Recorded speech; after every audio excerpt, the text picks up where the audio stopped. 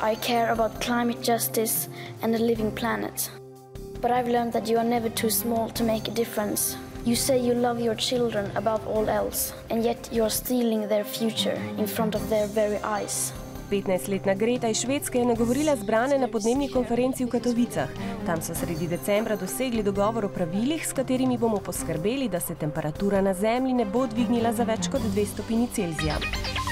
Narava tudi v Sloveniji letos ni prizanašala, najbolj so to občutili v občini Tržič. Moj star ata je prišel noter, pa je rekel, da izpakirite vse cune, gunke rabite, najbolj vzemte, pa pojmo ven, no?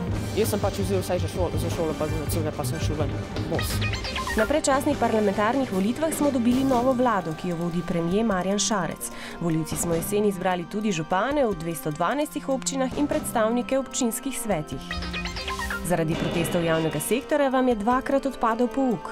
To, kar delajo v šoli, ki učijo otroke, pa vzgajajo jih, da si zaslužimo več, malo više plače, kot jih imajo zdaj. Sindikati so se s predstavniki politike dogovorili in podpisali sporazum. Med drugim bodo od januarja dalje prejemali višjo plačo.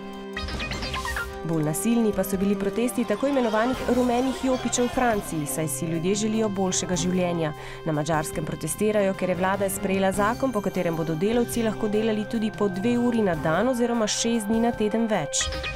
Članice Evropske unije pa z negotovostjo spremljajo odhod Velike Britanije iz skupnosti. To se bo zgodilo spomladi prihodnje leto. Še vedno ni čisto jasno, kakšna pravila bodo ob izstopu veljala. Če se v Evropi borimo za boljše življenje, pa se ponekod na Bližnjem vzhodu zaradi vojn in pomanjkanja hrane borijo za preživetje. V Jemnu že 3 leta divja državljanska vojna, 70% ljudi je lačnih, veliko jih je umrlo. So nas pa v letu 2018 razveseljevali naši športniki. Največji pečat je pustil Luka Dončić. Najstnik, ki blesti v ameriški ligi NBA, je postal tudi športnik leta 2018. V ženski kategoriji si je to nagrado prislužila plezalka Janja Garnbret, ki se lahko pohvali z naslovi svetovne prvakinje v 3 disciplinah.